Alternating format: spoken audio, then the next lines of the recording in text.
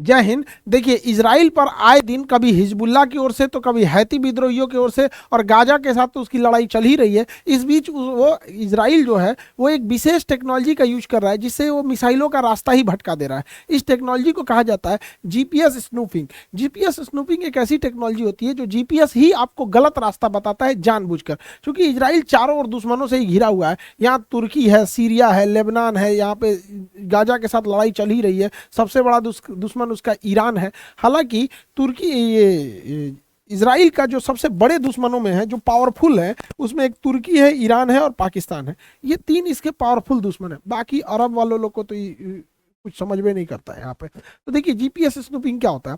ये जीपीएस जो है ये चारों ओर हमारे सैटेलाइट छोड़े गए हैं और पूरे पृथ्वी के चारों ओर सैटेलाइट्स का एक ग्रुप है जीपीएस, जो अमेरिका ने उसे छोड़ा था।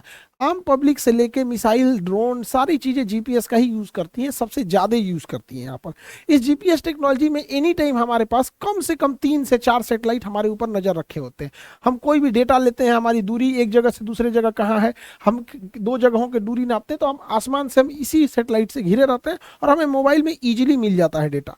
अब हम आंख बंद करके गूगल के जीपीएस पे भरोसा कर लेते हैं। वो कहता है दाहिने जाओ, बाएं जाओ, जहां मन वहां, कबो कबो गड्ढा में कूदा देता है। एक बार हमको एक भैंस के तबेला में घुसा दिया, ऐसे सड़क के रास्ते में, कहा इधर से कट ले लीजिए, उधर कट लिए, तो आगे कोई रास्ते नहीं था, आगे भैंस का तबेला था और उसमें गुगला के पास एक गुगली है, वो बोल रही थी टेक 200 मीटर लेफ्ट। अरे सोची तुरे आगवा भैंस रखल है, कहाँ से लेफ्ट ले लेंगे। तो कभी कभी गुगला जो है ना, इन्हें उन्हें खेत में कूदा देता है, कभी कभी गड़बड़ हो जाता है। तो वैसे ही क्या है कि अगर हमें गूगल से हम जा रहे हैं, हमें कोई पता नहीं किधर जाना है, अगर मैप ने कहा इधर जाओ तो हम इधर चले जाते हैं, और अगर मैप ने कह दिया इधर मुड़ जाओ तो हम लोग इधर मुड़ जाते हैं। तो जैसे हम जमीन पे रास्ता फॉलो करते हैं, वैसे ही मिसाइल, जहाज हवा में फॉलो करते हैं। अब उन्हीं को गलत कोऑर्डिनेट दे देना जीपीएस स्नूपिंग कहलाता है। इसी की मदद से इसराइल अपने और आने वाले मिसाइलों को, जो हिजबुल्ला या फिर कहीं हिजबुल्ला के पास थोड़े से एडवांस कैटेगरी के मिसाइल है, उसको इस इंटरनेट जीपीएस स्नूपिंग की मदद से गलत रास्ता दिखा देता है। गलत रास्ता दिखाने से उसको एक फायदा हो जाता है कि वो रास्ता भटक जाता है, लेकिन एक घाटा ये होता है कि रास्ता भटकने के बाद भी कहीं ना कहीं तो गिरेगा ही। इजराइल है कितना छोटा सा तो देश है यहाँ पे, लेकिन इसमें इजराइल के पास आयरन डोम टेक्नोलॉजी है जिससे कि वो हैंडल कर लेता है। और ये जीपीएस स्नूपिंग पे इजराइल की जो साइबर सिक्योरिटी फोर्स है बहुत एक्टिवली काम करती है। तो इससे पता चलता है कि हमें टेक्नोलॉजी वाइज कितना एडवांस रहने की जरूरत है, हमें पिछलग्गू बन के रहने की जरूरत नहीं है। अभी क्या है, ये 5G का जमाना है, जिसकी टेक्नोलॉजी बेहतर होगी वही आगे निकल जाएगा यहाँ पर। अब भारत भी इसी सिलसिले में अपनी टेक्नोलॉजी में इजाफा किया है और एक नए टाइप का लूनर बर्ग लेंस को अपने ड्रोन में इंस्टॉल किया है। लूनर बर्ग लेंस क्या होता है, ये किसी भी जहाज को या फिर जो भी हवा में उड़ रही चीज है उसको रडार में छिपाता नहीं है, बल्कि और बड़ा करके दिखा देता है। छिपाएगा ही नहीं, बड़ा करके दिखाएगा। अब आप कहिएगा, पूरी दुनिया स्टील्थ पे लगी हुई है कि बड़े से बड़े जहाज को इतना छोटा दिखाओ कि रडार पे वो दिखे ही नहीं, या दिखे तो रडार को लगे कि कोई पक्षी उड़ रहा है यहाँ पे। तो अब ये सोच रहा और बड़ा कर देता है। ये बड़ा क्यों कर देता है लूनर बर्ग लेंस यहाँ पर? ये लेंस देखिए, ये लेंस ना अपने ऊपर पड़ने वाले जो भी चीज है उसको जरूरत से बड़ा रडार पे दिखाता है। जैसे ये ड्रोन है, अमूमन जो रडार होते हैं वो ड्रोन को नहीं पकड़ते हैं, छोटी छोटी चीजों को नहीं पकड़ते, बड़े चीजों को पकड़ते हैं। तो जैसे कोई ड्रोन उड़ के जा रहा है तो उसको रडार नहीं पकड़ेगा, इसके लिए स्पेशल रडार आता है जो छोटी चीजों को पकड़ता है।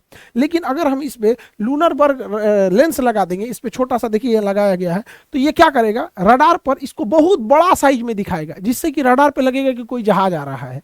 तो एक छोटे से चीज को बड़ा दिखा देना जिससे लगेगा कि कोई जहाज आ रहा है, इससे दुश्मन अपना एयर डिफेंस मिसाइल मारेगा और दुश्मन का लोकेशन पता चल जाएगा। तो दुश्मन जानबूझ के मारे, इसको बड़ा समझ के मार दे, और रडार जैसे दुश्मन देखेगा तो दुश्मन के रडार पर इसे एक छोटा सा दिखना चाहिए ड्रोन बराबर, बट ये ड्रोन बराबर ना दिख के एक बड़ा आकार का दिखेगा अगर हम उसके ऊपर लूनर बर्ग लेंस लगा दिए तो। अब दुश्मन इस पे एयर डिफेंस मिसाइल लॉन्च कर देगा, और जैसे ही दुश्मन इस पे एयर डिफेंस मिसाइल लॉन्च करेगा, हम लोग क्या करेंगे, उसके लोकेशन का पता लगा देंगे कि कहां से ये मिसाइल मारा हुआ है यहाँ पर, इससे कि उसका एयर डिफेंस छुप नहीं पाएगा। और ये भी पता कर लेंगे कि उसका एयर डिफेंस कितना एक्टिव है। अगर नहीं मार रहा है, अच्छा इसमें एक और भी चीज गड़बड़ है, जैसे पाकिस्तान को चाइना ने HQ9 दिया हुआ है, ये डुप्लीकेट कॉपी है S300 का, हमारे पास S400 है, ये S400 क्या S300 का ये डुप्लीकेट कॉपी है। और डुप्लीकेट में भी कौन है, चाइना ने डुप्लीकेट किया है। एगो देहात में कहावत कहते हैं, एगो रहनी बान और ओपे मार दिलस बीछी, औरों पगला जाएगा आदमी। एक तो डुप्लीकेटे होता है, उसमें से चाइना द्वारा बनाया गया डुप्लीकेट का स्क्वायर हो जाता है। तो उसके पास ये एयर डिफेंस सिस्टम है। तो हम क्या करेंगे, एक ड्रोन भेजेंगे पाकिस्तान की साइड में। अब वो ड्रोन क्या करेगा, उड़ेगा। अब पाकिस्तान को रडार में वो ड्रोन नहीं दिखेगा, बल्कि वो एक जहाज की तरह दिखेगा, और अपना एचक्यू नहीं मारेगा उसको यहाँ पे। और जैसे मिसाइल मारेगा हम लोग को पता चल जाएगा कहाँ पे लगाया हुआ है, और फिर हम लोग उस पर ब्रह्मोस मार देंगे यहाँ पे, तो उसका सिस्टम में उड़ जाएगा। अच्छा, अगर ये नहीं मारा तो, जैसे दुश्मन का रडार है, दुश्मन के रडार ने रडार भेजा और हमारे ड्रोन के ऊपर लगा हुआ था ये लूनरबर्ग रडार, ये लेंस। अब ये क्या करेगा, बड़ा लोकेशन दिखाएगा। दुश्मन ने मिसाइल नहीं मारा तब क्या होगा, तो दोनों हाथ में लड्डू है। अगर दुश्मन मिसाइल मारा तो दुश्मन का पता चल जाएगा, और नहीं मारा तो ये ड्रोन के साथ आर्म्स भी जोड़ सकते हैं हम लोग, हथियार भी जोड़ देंगे यहाँ पे, दुश्मन के एरिया में जाके तबाही मचाएगा। अगर नहीं मारोगे तो ये लोग जाएंगे, मारोगे तो तुम्हारा बड़का मिसाइल सिस्टम जाएगा, दोनों ओर से वो घेरा जाएगा। इसलिए ये टेक्नोलॉजी होती है, ये स्टील्थ का ठीक उल्टा होता है। स्टील्थ ऐसी टेक्नोलॉजी होती है जो रडार पे ही नहीं आती है, और ये जो होता है लूनरबर्ग जानबूझ के रडार पे लाया जाता है। स्टील्थ जहाजें जो होती हैं वो अलग टाइप की होती है। तो भारतीय थल सेना अब ऐसे ड्रोनों को एक्वायर कर रही है जिसपे लूनरबर्ग रडार, लूनरबर्ग लेंस लगाए गए हैं यहाँ पे। ये स्टील्थ का ठीक उल्टा होता है। स्टील्थ आजकल एक नई टेक्नोलॉजी के जहाज बोले जाते हैं।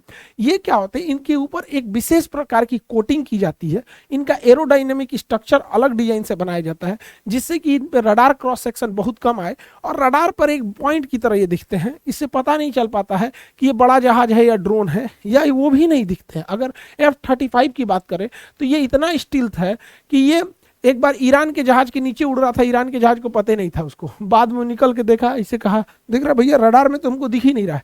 ये इतना स्टील्थ है, इससे एक घाटा होता है। जरूरत से ज्यादा अगर आप स्टील्थ हो जाइएगा तो डेली तो युद्ध नहीं होता है, और युद्ध नहीं होता है तो जहाज के पायलट को हमेशा प्रैक्टिस करते रहना है, यहाँ पे प्रैक्टिस करना है अपने ही देश में। अब अगर ये स्टील्थ है और ये रडार में उड़ेगा तो रडार में दिखेगा ही नहीं। अब कोई रडार में नहीं दिखेगा तो एक्सीडेंट होने की संभावना बढ़ जाएगी कि किसी सिविलियन एयरपोर्ट से टकरा जाएगा, किसी सिविलियन जहाज से टकरा जाएगा, क्योंकि इसे रडार में नहीं दिखेगा। तो इसके ऊपर जानबूझ के लगा दिया जाता है लूनरबर्ग रडार, लूनरबर्ग लेंस, ताकि ये जानबूझ के दिखाई दे। सोचिए इतनी टेक्नोलॉजी है कि दिखबे नहीं करता, इसको एकदम स्टील्थ बनाया जाता है। और इसके हथियार को भी ना आर्म्स बे में रखा जाता है। ये दरवाजा की तरह होता है, इसमें खुल जाता है, इसी में हथियार रखा जाता है। ये मिसाइल मारने के बाद ये दरवाजा बंद कर लेता है। इसका शेप एंड साइज पूरी तरह बंद रहना चाहिए, नहीं तो ऐसे खुले में हार्ड पॉइंट रहेगा तो ये रडार में इजीली पकड़ में आ जाएगा। तो रडार में इजीली पकड़ में आ जाता है। जब भी ये स्टील्थ जहाज अपने देश में प्रैक्टिस कर रहे होते हैं या अपने देश के साथ युद्धाभ्यास कर रहे होते हैं तो जानबूझ के इसके ऊपर लूनरबर्ग लेंस लगा देते हैं ताकि ये दिख सके और दुर्घटना न हो सके। और जब ये युद्ध में जाते हैं तो लूनरबर्ग लेंस को हटा देते हैं, जिससे कि वो रडार से कंप्लीटली गायब हो जाते हैं। तो ये एक एडवांस टेक्नोलॉजी है, तो ये लगा रहना जरूरी है, वरना अगर ये नहीं रहेगा तो रडार ऐसे खाली दिखेगा, कुछ भी नहीं है। और इसके ऊपर जैसे हम लगा देंगे लूनरबर्ग लेंस तो रडार में दिखने लगेगा, जिससे कि सिविलियन टाइम में कोई दिक्कत ना हो। अभी अमेरिका में यही F-35 जहाज उड़ रहा था, इसमें कोई गड़बड़ी आई जिस वजह से इसका पायलट सीट इजेक्ट करके बाहर निकल गया। कुछ टेक्निकली खराबी आई तो इसका पायलट सीट इजेक्ट करके बाहर निकल गया, और जहाज ऑटो पायलट पे उड़ रही थी, और वो ऑटो पायलट पे उड़ते गया पता ही नहीं चला, उड़ते हुए चला गया। अब जो पायलट नीचे गिरा बता रहा है कि भाई हमारी जहाज में टेक्निकल प्रॉब्लम थी, हम जहाज छोड़ के इजेक्ट कर गए। तो पूछे तो जहाजिया कहाँ है, का पता नहीं, रडार में चेक कीजिए। कर रहे तरीका उसमें लूनरबर्ग लेंस काम नहीं कर रहा था और तुम जहाजिया छोड़ के कूद गया है। अब हम रडार में उसको कहाँ खोजे, दिखिए नहीं रहा है। देखिए उसका जहाज ही गायब हो गया। Civilian air radar, military radar खोजते रह गए, सो मिला ही नहीं, तो पोस्टर साटना पड़ा, मिसिंग। नाम क्या है जहाज का, F-35B लाइटनिंग, मिसिंग डेट, इसे उसका आधार कार्ड नंबर इसे लिख के दिया, फोन नंबर दिया है, जिसको जिसको मिले उसको फोन करना है। तो इतनी एडवांस टेक्नोलॉजी आ गई है आजकल जो काम करती है। हालांकि ये जहाज गायब होने का सिलसिला पहला नहीं है। एक बहुत ही दिलचस्प रूस का जहाज गायब हुआ था, उसका पायलट छोड़ के उड़ गया था उस जहाज को, और वो जहाज 900 किलोमीटर उड़ा था बिना पायलट का। 900 किलोमीटर बिना पायलट का उड़ रहा था वो। पायलट कूद गया था सीट इजेक्ट करके, टेक्निकल खराबी आई थी, कूदने के बाद जहाजिया ठीक हो गया। यहाँ पे देखिए 4 जुलाई 1989 को रूस का एक एयरफोर्स स्टेशन था, एक बेस था जिसका नाम था बैगीज एयरबेस। तो बैगीज एयरबेस पर रूस के जहाज तैनात थे। वो रूटीन प्रैक्टिस के तहत उसको उस दिन कर्नल निकोलाई उड़ा रहे थे। जहाज जो था मिग 23M था, इसे कर्नल निकोलाई उड़ा रहे थे। इसमें एक लोगों की बैठने की कैपेसिटी होती है, एक ही क्रू होता है, एक ही आदमी इसे उड़ाता है। जब ये टेक ऑफ किए जहाज को लेके तो नॉर्मल टेक ऑफ हुआ, लेकिन टेक ऑफ करने के थोड़ी ही देर बाद इन्हें इंजन में पावर कम फील होने लगा। इन्हें लगा कि इंजन उतना पावर नहीं दे रहा है। तो लड़ाकू जहाजों में क्या होता है, एक अलग सिस्टम होता है जिसे कहते हैं आफ्टर बर्नर। इनके पास एक और ऑप्शन होता है कि एक्स्ट्रा फ्यूल जलाकर आफ्टर बर्नर सिस्टम ये स्टार्ट किया जाता है। इसके इंजन दो चरणों में होता है, एक बिफोर बर्नर होता है जो नॉर्मल होता है, एक होता है आफ्टर बर्नर। तो नॉर्मल बर्नर में कम पावर मिलते रहता है जितना चाहिए उसको, और आफ्टर बर्नर अगर लगा देगा तो उसमें और ज्यादा फ्यूल जाएगा और पावर प्रोड्यूस करेगा, इससे फ्यूल खाएगा बहुत ज्यादा। इसलिए अमूमन जहाज आफ्टर बर्नर का यूज इमरजेंसी में करते हैं कि अगर फटाक से टेक ऑफ करना है या दुश्मन के एरिया से भागना है या किसी एयरक्राफ्ट कैरियर से उड़ना है तो आफ्टर बर्नर का यूज करते हैं। तो जब इसके इंजन ने काम कम किया तो कर्नल निकोलाई ने कहा कि हम आफ्टर बर्नर स्टार्ट करते हैं कि थोड़ा और पावर मिलेगा। तो आफ्टर बर्नर स्टार्ट किए तो आफ्टर बर्नर भी स्टार्ट नहीं हो रहा था। अब क्या करें, अब इनका जहाज लगातार नीचे गिर रहा था। अब एक ज्यादा हाइट रहती है तो पायलट को भी दिक्कत नहीं होता है, लेकिन इनकी हाइट महज 500 फीट बच गई। तो कहें कि अब भाड़ में गया आफ्टर बर्नर, अब भाड़ में गया इंजन, 500 फीट बचले हैं, सीट इजेक्ट करके कूद जाते हैं। तो इन्होंने सीट इजेक्ट करके कूद गया। सीट इजेक्शन सीट काफ़ी महंगे आते हैं। इसके नीचे दो रॉकेट होता है, ये रॉकेट इनको ढकेलता है और इसके ऊपर देखिएगा यहाँ हुक रहते हैं सब। ये क्या करता है, जहाज के ऊपर की कैनोपी के तोड़ के निकल जाता है। तो ये हुक हमेशा सर से हाइट में ज़्यादा रहना चाहिए। ये हाइट में, ये खोपड़ी यहाँ है तो ये यहाँ तक रहता है, ये कैनोपी को तोड़ देता है। जहाज के ऊपर के गिलास को हम कैनोपी कहते हैं, शीशा का रहता है, कैनोपी को तोड़ देता है। और ये जानबूझ के बहुत तेज प्रेशर मारता है कि ये पायलट और खराब जहाज में ज्यादा डिस्टेंस मेंटेन किया जा सके।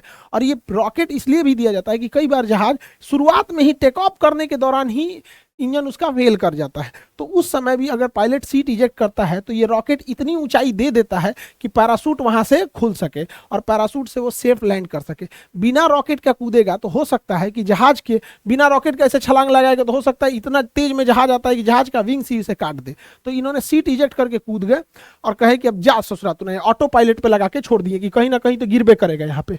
और जैसे कूदे नहीं निकोलाई, एक इंजन स्टार्ट हो गया, इंजन ससुरा का स्टार्ट हो गया और चलने लगा, यहाँ से उड़ने लगा यहाँ पे। अब रूस जब ये कूदा तो रूस के रडार ने देखा कि ये भैया ये तो कूद गया यहाँ पे। निकोलाई कूद गए, इसका बर्नर स्टार्ट हो गया, ये इंजन स्टार्ट हो गया और ये जल्द देखते देखते रूस की सीमा को छोड़ के चला गया और रूस के रडार से ये गायब हो गया। लेकिन रूस वालों को पता था कि भैया ये कूदा है, इंजन में खराबी थी, इंजन ठीक हो गया। इससे पूछा गया क्या हुआ, तो कहा कि जैसे कूदे इंजन वह चालू हो गया यहाँ पे। हम तो पूरा कोशिश किए बचाएं, लेकिन वो गिरते गया 500 फीट बचल था, तो अब उतना से अंदर तो कूद ही जाना होता है। कूद गया, अब ये जहाज भाग गया पश्चिम दिशा में और देखते देखते ये हेल गया पोलैंड को। पोलैंड पार कर गया। पोलैंड जब पार किया तो पोलैंड के बाद रूस से निकला यहाँ पे पोलैंड, पूरा देश पोलैंड पार कर गया। जर्मनी पार कर गया। जर्मनी उस समय दो भाग में बटा था, पूर्वी जर्मनी और पश्चिमी जर्मनी। पश्चिमी जर्मनी में जब प्रवेश किया तो पश्चिमी जर्मनी में उस समय अमेरिका का एक एयरबेस था जिसका नाम था सोएस्टरबर्ग एयरबेस। तो सोएस्टरबर्ग एयरबेस पे अमेरिका के F-15 जहाज तैनात थे। उन जहाजों ने इसे देखा कि सोच कहाँ से आ रहा है, तो इन जहाजों ने उसका पीछा किया और पीछा करके कहा या बैला रोक बैला रोक दे जहाज, ये रोक ये नहीं रहा है। तो इन्होंने कहा कि मार के गिराओ, बैला को मार के गिरा दो। तो चारों ओर से घेरे, तो कहा कि जा एमे तो बैला है, ये नहीं है। वो सब कैसे, दिस इज घोस्ट प्लेन। अंग्रेज सब ना CBSE वाला भूत को घोस्ट बोलता है, घोस्ट, दोस्त नहीं ghost. This is ghost plane, इसमें तो कोई है ये नहीं है। अब उस सबका हालत खराब हो गया, अरे भाई साहब ये उड़ के आ कैसे रहा है। अब सोचिए ये 1989 की बात है ना, 1 1989 की बात है। आज से लगभग 40 साल हो गया, लगभग 40-42 साल। उस समय ड्रोन का कोई टेक्नोलॉजी नहीं था, पायलट ही जहाज को उड़ाता था। अब देखते देखते ये जर्मनी भी पार करके नीदरलैंड में घुस गया। और जब जर्मनी पार करके नीदरलैंड में गया तो नीदरलैंड वाले में भी जहाज दौड़ा दिए सब। रे बकलवा इधर कहाँ, इहो देख के डरा के, इसमें कोई नहीं है, no one in the cockpit, who is flying the plane. अंग्रेजी बोलता है सभी सब, ये भगवान, oh my God, oh my God, God help us from this ghost plane, ये सब डरा गया सब यहाँ पे। तब तक ये जहाज जो है ना नीदरलैंड में घुसा, नीदरलैंड को पार करके अब बेल्जियम की ओर मुड़ गया। अब जब ये बेल्जियम की ओर मुड़ा तो जर्मनी वाला से बाद नीदरलैंड गया बेल्जियम में, बेल्जियम की एयरफोर्स इसको दौड़ाई, यार बकलवा इधर कहाँ घुस गया, वो भी देखी कि इसमें भी कोई नहीं है। तो बेल्जियम वाला कहा कि इसको कहाँ तक दौड़ाया जाए, दौड़ा दौड़ा देखते हैं कहाँ तक जाना है। बेल्जियम की सीमा को भी पार कर गया। अब फ्रांस डर गया और ये सोच रहा मेरे पास आ रहा है, तो फ्रांस भी रेडी हो गया इस बैला को मारने के लिए यहाँ पे। तो बेल्जियम और फ्रांस के पास ये जहाज का फ्यूल खत्म हो गया। यहां से यहां तक 900 किलोमीटर का डिस्टेंस तय करने के बाद बेल्जियम नामक देश में, बेल्जियम लगभग पार करने ही वाला था, बस बेल्जियम 10 किलोमीटर के बाद बेल्जियम पार हो जाता, यानी महज ये 1 मिनट और उड़ जाता ना, मतलब 30-40 सेकेंड और उड़ जाता तो 10 किलोमीटर पार कर जाता है यहाँ पे। लेकिन फ्रांस से 10 किलोमीटर दूर अर्थात बेल्जियम में 10 किलोमीटर अंदर इसका फ्यूल खत्म हो गया, और यह फ्यूल खत्म होने के बाद बेल्जियम में ही गिर गया, और बेल्जियम की एयरफोर्स इसको बेल्जियम के घर पे गिरा जहां एक व्यक्ति की मृत्यु हो गई। बस एक व्यक्ति की मृत्यु हुई थी। लेकिन इसमें रूस को बता देना चाहिए, रूस ने गलती किया। उस समय फ्रांस की भी एयरफोर्स रेडी थी, कोल्ड वार का समय चल रहा था। कोल्ड वार में ना दोनों देश एक दूसरे को देखना नहीं चाहते थे। रूस के समर्थक वाले देश सोवियत संघ के कहलाते थे, और अमेरिका के समर्थक वाले देश, ये दोनों आपस में लड़ाई करते रहते। गुटबाजी में बढ़ गई थी दुनिया। हालांकि उस समय रूस का उस समय नाम सोवियत संघ था। उसके 2 साल बाद रूस 15 देशों में टूट गया, अर्थात सोवियत संघ 15 देशों में टूट गया था। Estonia, Latvia, Lithuania, Belarus, Ukraine, Moldova, Georgia, Armenia, Azerbaijan, Kazakhstan, Kyrgyzstan, Tajikistan, Turkmenistan, Uzbekistan, रूस, 15 देशों में उस समय यूएसएसआर टूट गया, ठीक उससे 2 साल बाद यहाँ पर। तो ये कई ऐसी घटनाएं होती हैं जो टेक्निकल फेलियर के कारण होती है। अब ऐसे ही मिस फायर भारत से ब्रह्मोस भी हुआ था यहाँ पर। हालांकि मिस फायर था कि क्या था, हमारे ब्रह्मोस का तो टेस्टिंग भी हो गया उसी बहाने। तो कई बार ऐसी टेक्निकल ग्लिचेज आ जाती हैं यहाँ पे। तो ये साइंस जैसे जैसे आगे बढ़ेगा तो उसके कुछ डीमेरिट्स भी होते हैं। 100% भरोसा नहीं कर सकते हैं टेक्नोलॉजी के और साइंस के ऊपर यहाँ पर। समझ में आ गया कि नहीं? बाकी आगे आपका बीपीएससी का इंटरव्यू ऑनगोइंग है। इंटरव्यू वाले लोग अपना स्लॉट लेते रहेंगे, और 28 तारीख को रेगुलर टेस्ट सीरीज और दरोगा मेंस का बैच स्टार्ट हो जाएगा। जो एनडीए, एसएसबी और सीडीएस के एसएसबी वाले हैं उन लोग के लिए करोल बाग दिल्ली में एसएसबी इंटरव्यू स्टार्ट हो गया है। आगे हम लोग समझेंगे हैती विद्रोही किस तरह से लाल सागर पर कब्जा करते जा रहे हैं, और कभी इससे पहले तो वो रूस से ही इजराइल के जहाज़ों पर ही अटैक करते थे। अभी वो इंडिया आने वाले जहाज़ों पर भी अटैक कर रहे हैं, बेसिकली जिनका रिलेशन इजराइल से है यहाँ पर। और इसमें 2 देशों को सबसे अच्छा फायदा हो रहा है, सबसे ज़्यादा तो ईरान को और इधर चाइना को। चाइना कुछ बोल ही नहीं रहा है, उसके दोनों हाथ में लड्डू है वहाँ पे। इसलिए इसको अगले टॉपिक में समझेंगे कि हैती विद्रोही क्या कर रहे हैं और भारतीय नौसेना क्या करने गई है, क्या हम लोग उस एरिया को, लाल सागर को सेव कर पाएंगे। आई होप आप इस टॉपिक को समझे होंगे। मिलेंगे नेक्स्ट क्लास में। जय हिंद।